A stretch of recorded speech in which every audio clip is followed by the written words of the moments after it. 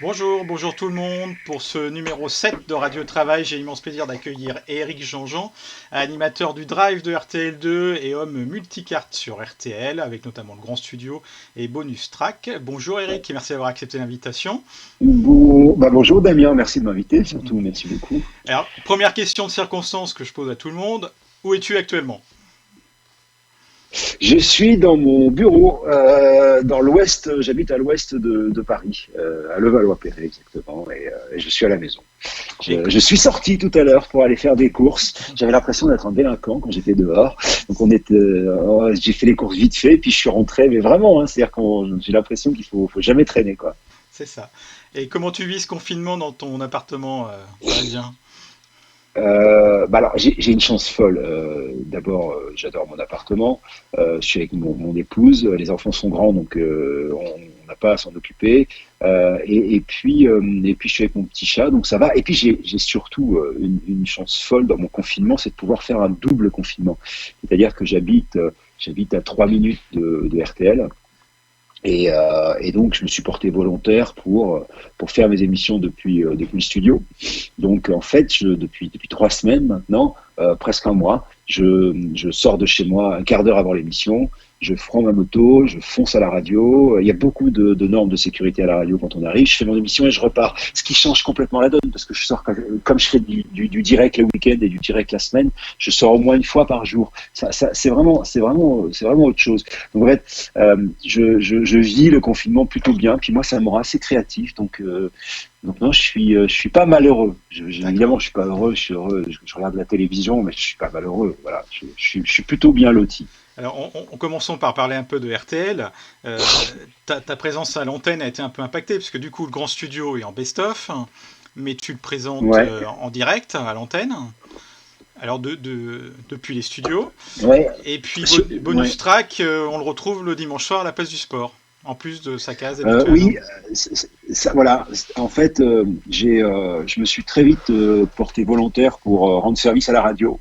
C'est mon truc, et puis et comme tu le disais, je suis multicarte à la radio, donc à chaque fois qu'il y a, hélas d'ailleurs, il y a eu les attentats, ça a dû commencer pour moi en 2001, puis à chaque fois qu'il y a eu un truc important, souvent c'était moi qu'on met à l'antenne, et parce que je connais par cœur cette antenne évidemment. Donc là, pour ce qui est du confinement, moi je me suis proposé pour faire du direct, d'abord parce que je pense que c'est mieux pour les auditeurs, et donc je fais le Grand Studio, on fait ça sous forme de best-of. Aujourd'hui c'était pas moi parce que c'était un best-of de l'humour avec Bruno Guillon, et puis pour ce qui est du bonus track normal, je vais le faire en direct, alors que d'habitude il est enregistré.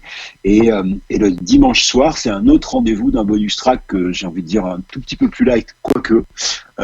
Et pareil, c'est un direct de 20h à 22h. C'est généralement ou l'été ou quand il se passe des événements un peu particuliers, oui, j'explose mon temps d'antenne sur RTL. Voilà, c'est ma maison. Donc t'es un peu la roue de secours au bon sens du terme, un peu comme Georges Lang qui fait des heures sup, quoi. Ouais, alors, sauf que Georges Lang est très très spécialisé. Moi, j'ai fait des émissions pour la Coupe du Monde de football, j'ai fait des jeux, je suis le couteau suisse, mais ça fait partie de mes fonctions. Alors, c'est pas dit comme ça, mais ça fait partie de mes fonctions, c'est-à-dire que je suis capable de mener une émission de sport, tout comme un jeu, tout comme une émission musicale, tout comme une émission culturelle. Enfin voilà. Donc en fait, vous savez, sur une antenne comme ça, il y a les grandes stars. Alors, je pense à Stéphane Bern, je pense aux grosses têtes, etc. Et puis il y a des gens qui sont très connus et très reconnus des auditeurs, ce qui est mon cas. Ça fait 22 ans que je suis à RTL. Et surtout, moi, je suis très polyvalent. Donc, en fait, je suis le petit cousin. Je suis le moins connu des stars de la radio sur RTL, mais je suis le petit cousin qu'on invite un peu partout. C'est une position super agréable avec les auditeurs de RTL qui sont vraiment bienveillants. C'est assez chouette. D'accord. Alors, Pierre, côté RTL2, tu es toujours à l'antenne avec le Drive, mais tu es tout seul en studio.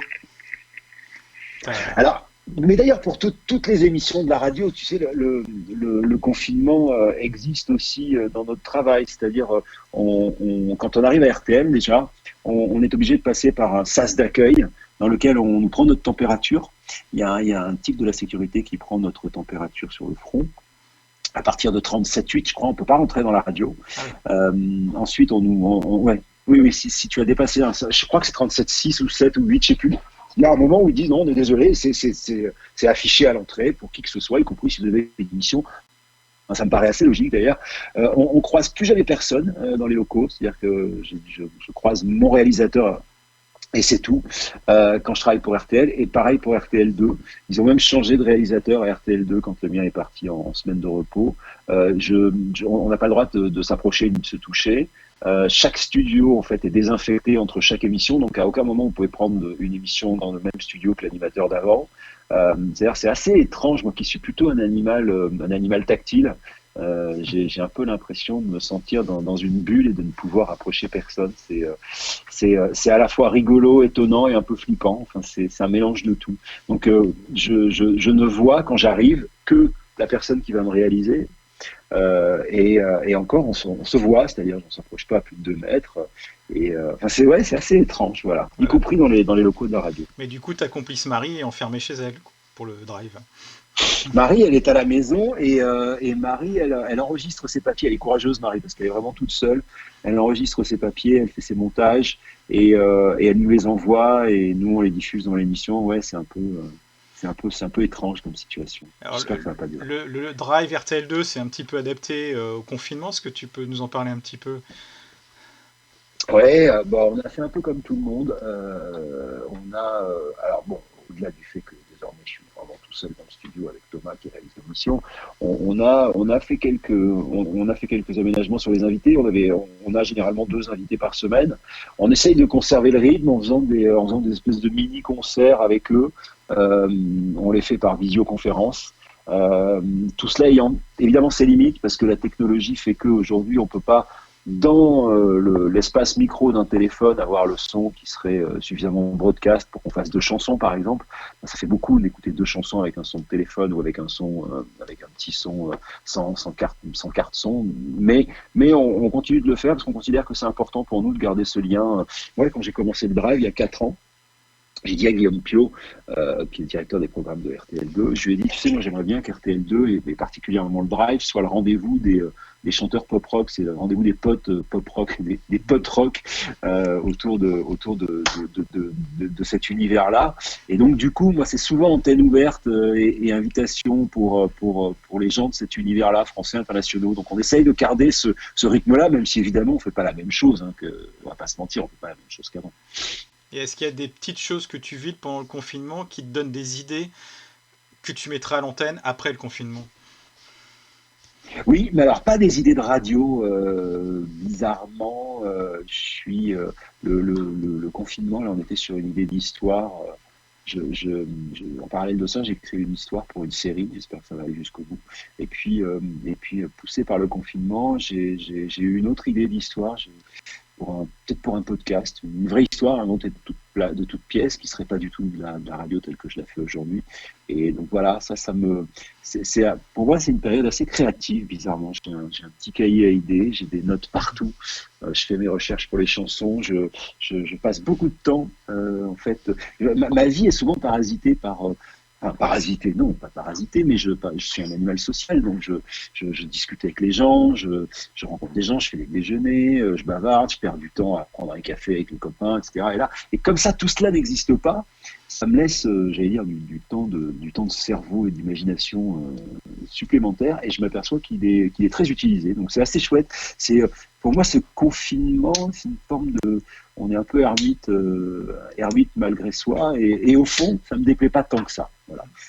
Alors, justement, comme tu as un peu de temps, tu fais tous les jours une petite chronique sur les réseaux sociaux avec, Ouais, avec le chat derrière, donc Pénélope qui est devenue une vraie star des réseaux sociaux. Hein. ouais, dingue. Et comment t'es venue l'idée de cette petite chronique où chaque jour tu nous parles d'une chanson En fait, j'ai quelques amis médecins, parmi lesquels un de mes meilleurs potes, le célèbre Patrick Pelou. Moi, je suis très admiratif de tout ce que font ces gens. Et Patrick, quand on se voit, on parle de musique beaucoup. Et je sais pas, on a discuté un jour, et puis je me suis dit, moi, je sais rien faire, je sais pas soigner les gens, je sais pas aider. Aujourd'hui, la chose intelligente à faire, c'est quand même de pas voir les gens et de rester à la maison. Donc, qu'est-ce que je peux faire moi pour essayer d'être utile?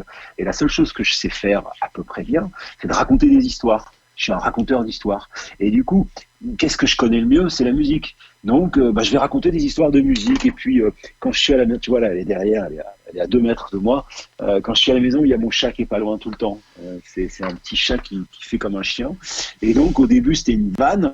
Et en fait, c'est devenu très rigolo de tourner. Elle est vraiment derrière, elle vient de partir. De tourner avec ce chat et de raconter mes histoires de chansons. Puis c'est rigolo parce que du coup, j'en ai fait un personnage et je suis poursuivi par des gens sur Twitter qui veulent caler son tweet, enfin caler son compte Twitter, etc. Enfin, c'est hyper rigolo. Ils ont fait un hashtag, un tweety pour Pénélope. Mais ce petit personnage-là, moi, j'ai une femme qui est une grande voyageuse qui passe beaucoup de temps à l'étranger.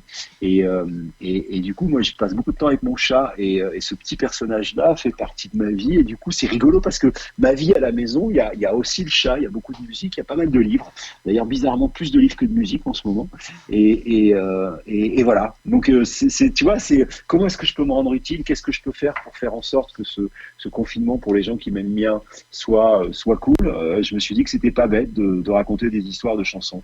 Et j'ai assez vite commencé. J'ai commencé par une chanson blague pour je sais plus qui. Et puis après, j'ai fait une chanson parce que pour les héros, justement, tu vois, pour les médecins, tout ça, donc la chanson Heroes de Bowie. Et puis j'ai reçu des centaines de petits mots d'encouragement, de gens qui aiment bien. On fait, je sais pas, on fait en moyenne 50 000 vues sur ce truc-là. RTL m'a demandé s'ils pouvaient relayer ça sur Twitter. Donc en fait, tous les jours, RTL relaye ça sur Twitter. Ils m'ont demandé là, depuis 15 jours, de faire un contenu pour Facebook. Donc voilà, je le fais. Enfin, c'est assez rigolo. C'est une espèce de petite tache d'huile qui, si elle fait du bien aux gens pendant 5 minutes, me fait. Je suis hyper fier, en fait, si ça marche, quoi. C'est ça. Alors, on va rêver 2 secondes. Le confinement va prendre fin un jour. Est-ce que tu as une Ouais. idée, quelque chose que tu as envie de mettre à l'antenne après ce confinement? Je sais pas, de faire un grand studio spécial sur RTL. Ah ouais, ah oui, évidemment. Déjà, je vais aller embrasser ma fille. Après, je vais aller faire un grand tour de moto. Et enfin, je mettrai à l'antenne. Ouais, j'ai hâte de faire un grand studio. Tu vois, le dernier grand studio que j'ai fait, c'est Yannick Noah. On l'a enregistré et je l'ai pas passé Ah oui, parce que j'ai envie que ce soit la fête du retour avec Yannick.